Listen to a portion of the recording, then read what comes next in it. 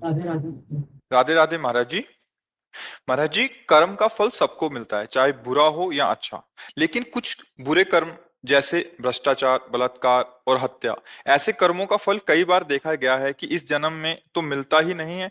तो इसकी वजह से समाज में ऐसे कर्म करने आप कोई डर। कितना देख पाए हैं? आपकी दृष्टि कितनी, किसका प्रश्न है? आपकी दृष्टि कितनी है? जब चोरी किया, पुलिस पकड़ के ले गई तो दो चार थप्पड़ रास्ते वाले देखे, लेकिन थाने के अंदर जो उसके, और इसके बाद जो वहां कानूनी सजा होकर पूरे जीवन भर जो उसको दंड मिलता है, आपकी दृष्टि वहां तो नहीं है ना।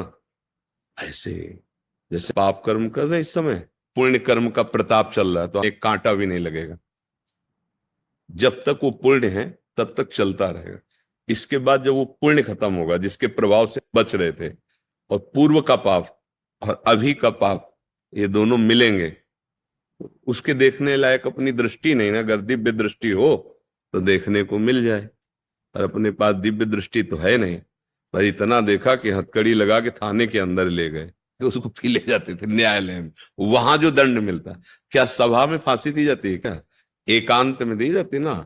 ऐसे आपने पाप जो किया है उसका फल एकांत देश है नरक, उसमें दंड मिलता है। और फिर कुछ जो पाप बचते हैं, फिर उनके अनुसार उसका अगला जन्म कर दिया जाता है।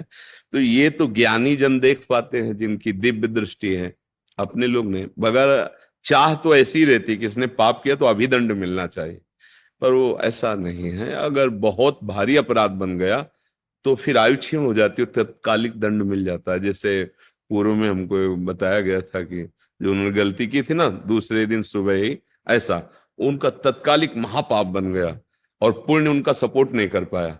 नहीं तो अगर पुण्य सपोर्ट करता तो न्यायालय में बात जाती, वर्षों चलता, फिर उनको दंड मिलता। ऐसा है। ये भागवतिक विधान बड़ा सूक्ष्म है। ये निर्णय होता है ज्ञान के द्वारा। अब अपनी अज्ञान बुद्धि से उसका कोई बहुत धर्मात्मा है, बहुत अच्छे से चलता है, और पग पग पर उसको विपत्ति देखी जाती है, परेशानी देखी जाती है, वैसा लगता है क्या होगा, बड़ा दान पुण्य करता है, भजन करता है, धर्म से चलता है, इतना दुख देते हैं। और वो अगला आदमी जो है मस्ती कर रहा है, धर्म का उल्लंघन कर रहा है, और बड़े मौज से रह रहा है, तो विपरीत दशाएं देखी जाती है। आज का सत्संग सुना था क्या आपने? सुना था ना? हाँ। तो बस सत्संग से जो विवेक प्राप्त होता है उसी से समझा जा सकता है। धृतराष्ट्र जी ने यही प्रश्न किया था कि जो धर्म आचरण नहीं करते हैं और पाप करते हैं, और एक होते हैं धर्म भी करते हैं और पाप ही भी करते हैं, तो क्या उसका वो पुण्य वाला कार्य उसके पाप को नष्ट कर देता है क्या? उनका नहीं, वो अलग विभाग है। वो अलग एक है जो नष्ट कर सकता है, भगवान का आश्रय और भगवान का भजन। तो बड़ा सूक्ष्म है। बका चाहत तो यही होती है कि अभी अपराध करे, अभी दंड मिले तो सब कोई देखे तो भयभीत हो जाए। पर ऐसा यहाँ का भी कानून नहीं है।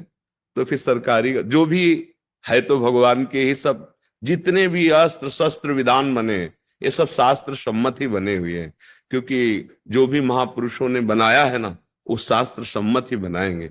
चाहे वो धनुर्वेद हो, मतलब अस्त्र विद्या हो, चाहे वो आयुर्वेद हो अथवा डॉक्टरी हो, या जो भी विधान है, वो सब वेद हैं, शास्त्र हैं, उन्हीं को लेकर रूपांतरित करके बनाया गया है। तो अपने लोगों को नहीं देखने को मिलता। जो आदमी इतना गंदी तरह से किसी की हत्या करे, उसको दंड तो मिलता है, बड़ा भयानक दंड मिलता है। अब बोलो जिसको ये पता चल गया कि 10 दिन बाद तेरी फांसी है और 10 बजे होगी, और वो प्रतिपल मरेगा, कितना भयानक कष्ट उसको है। इसलिए तो शारीरिक दंड मिला, इसके बाद उसको नारकी दंड मिलेगा। जैसे थाने में पिटाई हुई तो पूरा हिसाब थोड़ी हो गया, अभी तो न्यायालय से दंड विभाग उसे दंड निश्चित करेगा और फिर जेल में मिलेगा। तो इसलिए बहुत डरना चाहिए कि हमसे पाप कर्म ना हो। पर वो माया इतनी विचित्र है कि हो ही जाते हैं। अगर नाम जप करता रहे तो जो पाप हो गए हैं वो भी नष्ट हो जाएंगे, और बुद्धि इतनी शुद्ध हो जाएगी कि आपकी रुचि ही नहीं रह जाएगी।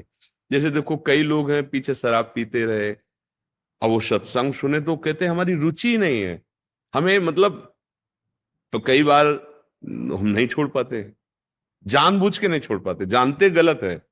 तो उसका कारण होता है हमारे अंदर बल की कमी हो गई है। जो अध्यात्म बल है जिसके द्वारा हम इंद्रियों को रोक सकते हैं, वो विषय सेवन से नष्ट हो गया है। अब हमको अध्यात्म बल पाना है, तो नाम जप से, साधु सेवा, अन्य जीवों की सेवा, माता पिता की सेवा, अच्छे आचरण, इनसे आप में तेज आ जाएगा, अध्यात्म बल आ जाए। शरीर भले रुग्ण हो, मतलब शरीर रोग से लेकिन अंदर से कोई दुखानुभूति नहीं होगी, एक आनंद बना रहेगा। और ये शरीर तो जाएगा, चाहे स्वस्थ हो चाहे बीमार हो। अब जहां जाएगा तो बहुत बढ़िया कमाई की है, इसलिए बहुत आनंद रहेगा। राधे राधे दोस्तों। आज तक बहुत सारे लोगों का इसी तरह का सवाल था कि जितने लोग गलत काम करते हैं वो हमेशा सुखी रहते हैं, उन्हें तुरंत ही सजा नहीं मिलती है। महाराज जी ने बताया सजा मिलने का विधान है। जैसे हमारे यहाँ कानूनी विधान है, वही भगवान के दंड में भी विधान है। इसलिए थोड़ा प्रक्रिया लगती है, लेकिन मिलता जरूर है। कुछ लोग ये सोचते हैं आज तक मैंने इतने गलत काम किए, कुछ नहीं बिगड़ा, मेरा कुछ नहीं उखाड़ा, कोई भगवान होता ही नहीं है। उसके लिए ये जरूर सोचना चाहिए, समझना चाहिए कि उखाड़ने की बात तो ये ठीक है कि भगवान ने तुम्हें बनाया है भाई, भगवान ही चाहे तो कुछ भी कर सकते हैं, इसलिए घमंड नहीं करना चाहिए। भगवान है, हमेशा रहेंगे। हम भगवान के बच्चे हैं, बच्चे ही रहेंगे।